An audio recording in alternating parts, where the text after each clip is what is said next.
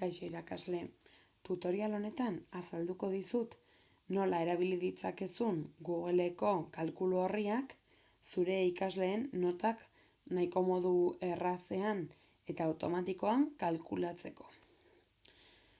Lehendabizi gomendatzen dizut, Driveko karpeta bat sortzea, bertan ikasgai guztietako notak sartu ahal izateko. Hemen nik ikasgai bakoitzeko izenburua duen kalkulu horri bat sortu dut.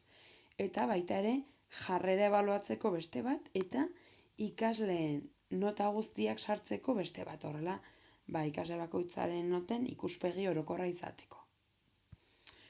Orain, hauetako bakoitza nola antolatu azalduko dut adibide baten bitartez. Adibidez, matematika ikasgaian sartuko naiz. Bertan, ikusten duzuen bezala, 4 orri desberdin daude. Lehendabiziko orrialdean, bataz bestekoa agertzen da. Ikasgai guztietako lehenengo orrialdean, bataz bestekoa jarriko dut. Horrela, ikasgai hortako emaitza orokorra ikusteko. Hemen, ikusten duzuen bezala, nota gorriz eta txuriz azalduko da. Eta hemen, nolabaiteko banatzea. Edukiek adibidez 130 balio dute. Problemek 140 eta lanoiturek 130. Beraz, hemen agertuko den notaren noski batetik 10era 130 izango denez, 0,3rekin biderkatuko dugu. Bigarren gelaskak notaren 140 suposatzen duenez, 0,4rekin biderkatuko dugu. Eta hirugarren gelaska berriro ere 0,3. Baina nondik ateratzen da hauetako balio bakoitza? Edukien atalera joko dugu, hemen behan, eta ikusten duzuen bezala, hemen egin ditugun azterketa guztien edo bestelako frogen notak idatziko ditugu. Kasu honetan adibidez, aurre ebaluazioa data hontan egin genuen, eta hemen nire ikasleen emaitzak idatzi beharko nituzke. Kontutan izan, komeni dela, alde hontan ikasleen izenak idaztea, akatsen bat egonez gero, edo notak sartzerakoan, berehala egin ahal izateko. Beraz, hemen, nota guztiak sartuko ditut, eta atal hontan, bataz bestekoa kalkulatuko du. Kontutan izan, seguraski lehenengo ebaluazioan ez ditugula 5 kontrol egingo, orduan egiten baditugu adibidez 3, kontutan izan aldatu beharko dugula hemengo balioa. G6 bakarrik egiten bada, hemen aldatu G, eta ikusten duzuen bezala bakarrik hauek agertuko dira laranjaz. Eta horrela, hauen bataz bestekoa soilik kalkulatuko dit. Eta beraz, hemengo balioak agertuko zaizkit hemen. Nola egiten dut hori? Edukietan klik egin, eta normalean hau ez da agertuko, nik hau eginez gero, orain sakatu dezaket, ze gelaskako balioa nahi dudan, hau adibidez. Eta hemen ikusten duzuenez, edukiak, hau da, edukien horriko C6 gelaska agertuko zait. Beraz, horrela agertuko zait nota. Baina, zer gertatzen da bereziki tutorentzat edo ikasgai desberdinak ematen dituzten irakasleentzat. Normalean, ikasleek jarrerantzeko izaten dutela beti gurekin daudenean. Horregatik, jarrera bakarrik behin ebaluatzeko, nolabaiteko trukotxo bat azalduko dizuet. Nik jarrera ebaluatzeko, item batzuk sortu ditut. Hemen jarrera, autonomia, lana, elkarbizitzako arauak, parte hartzea, talde lana eta euskara ebaluatu ditut. Bakoitza bere portzentaiarekin. Autonomian, hainbat item ezarri ditut eta bakoitza nola ebaluatu 0tik 5era. Hemen amaieran 0tik 10erako nota agertuko zait. Hemen lana, elkarbizitza eta bar. Beraz, amaieran atal guzti hauen bataz bestekoa kalkulatu eta jakingo dut zeinen ikasle horren jarrerak duen 0tik 10erako nota.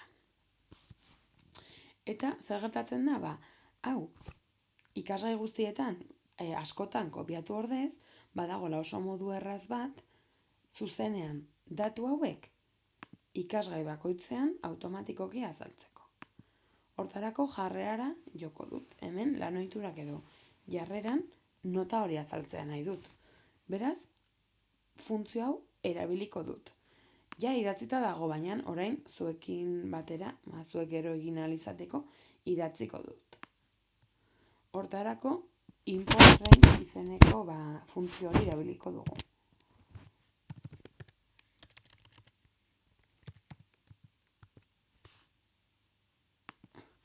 Import range idatziko dugu, eta hemen agertuko zaizkigu instrukzioak. Lehendabizi, komilen tartean kopiatu beharko dugu, txertatu nahi dugun horri hontako esteka. Beraz, kopiatuko dugu, eta hemen itxasiko dugu. Oroitu, kakotxe edo komila hauek itxi behar dituzu. Gero, puntu koma idatziko dugu, hemen azaltzen den bezala. Eta orain, idatzi beharko dugu zein horriren erreferentzia nahi dugun. Ze bestela, programak ez daki ea nahi dugun bataz bestekoan agertzen diren balioak, autonomian, lanan edo beste atal batekoak. Beraz, bataz bestekoa idatziko dugu. Kontutan izan,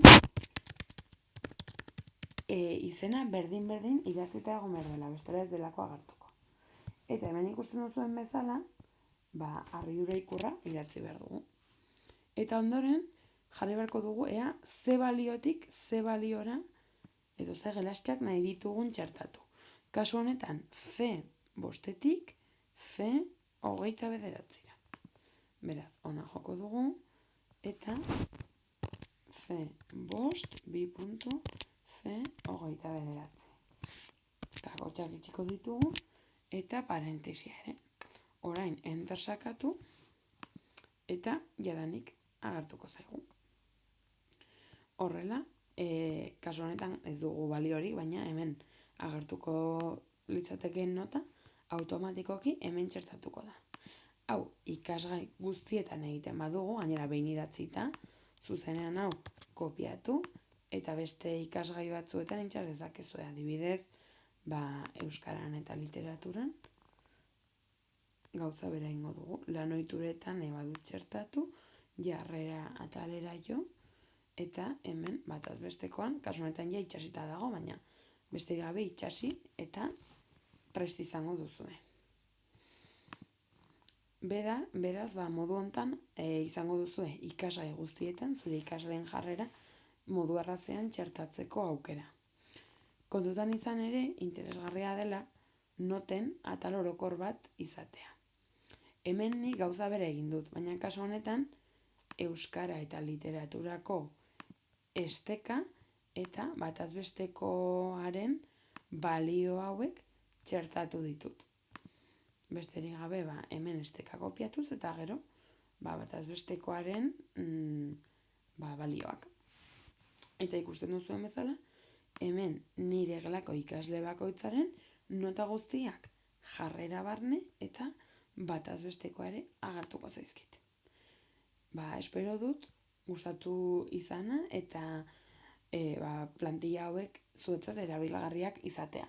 Gomendatzen dizuet hauen erabilera bereziki gurasoek noizbait eskatzen badizuete nota bat nondik ateratzen den edo, dena ondo kuantifikatuta izateko eta horrela zuen burua ere babestu ahal izateko. Mila esker zuen arretagatik eta laster arte. Agur.